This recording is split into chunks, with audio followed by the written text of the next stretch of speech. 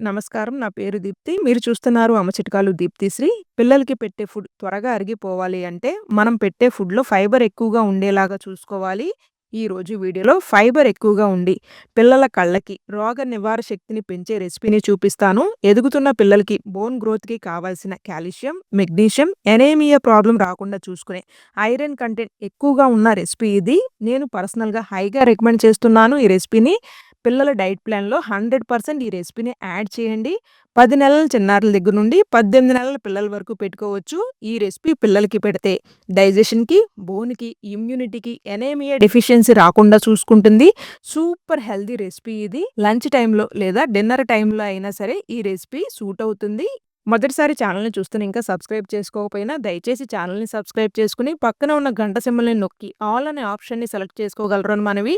మీ సపోర్ట్‌ని నాకు అందివ్వాలి అనుకుంటే, మీ ఫ్రెండ్స్ అండ్ ఫ్యామిలీ మెంబర్స్‌కి ఎవరికైనా మన ఛానల్ ఉపయోగకరంగా ఉంటుంది అనిపిస్తే ఈ వీడియోని దయచేసి వాట్సాప్ ద్వారా షేర్ చేయగలరు అని మనవి.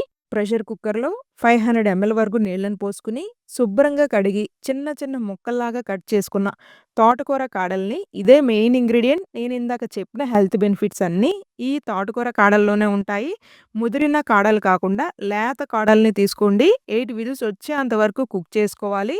ఈ లోపులో మనం 3 టేబుల్ స్పూన్స్ శుభ్రంగా కడిగి ఫ్యాన్ గాలికి ఆరబెట్టుకున్న రైస్‌ని ద్వారగా లో ఫ్లేమ్‌లో వేపుకొని పౌడర్‌లాగా గ్రైండ్ చేసుకొని పక్కన పెట్టుకుందాం. 8 విజిల్స్ వచ్చినాక ప్రెషర్ మొత్తం పోనిచ్చి జార్‌లో వేసుకొని కొద్దిగా జీరాని కూడా ఏసి, ఒక వెల్లుల్లి రెబ్బను కూడా వేసి, కాడలు ఉడకబెట్టుకున్న నీళ్ళని కొద్దిగా పోసుకొని ఫైన్‌గా గ్రైండ్ చేసుకోండి. గుర్తుపెట్టుకోండి, పీచు పదార్థం లేకుండా మీరు గ్రైండ్ చేసుకోవాలి.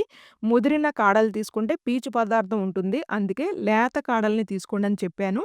గిన్నెలో కాడలు ఉడకబెట్టుకున్న నీళ్లు అవి సరిపోకపోతే ఇంకొద్దిగా నీళ్ళని పోసుకోండి. మొత్తం మీద 300 ఎంఎల్ వరకు నీళ్ళని పోసుకొని, మనం గ్రైండ్ చేసుకున్న రైస్ పొడిని వేసి మొత్తం కలిసేలాగా కలుపుకొని లో ఫ్లేమ్‌లో మధ్య మధ్యలో తిప్పుకుంటూ 60% కుక్ అయ్యేంత వరకు వెయిట్ చేయాలి. 60% కుక్ అయిన తర్వాత మనం గ్రైండ్ చేసుకున్న కూడా వేసి మొత్తం కలుపుకొని 1 ఇయర్ అండ్ అబోవ్ బేబీస్ అయితే చిటికెడు ఉప్పుని వేసుకోండి.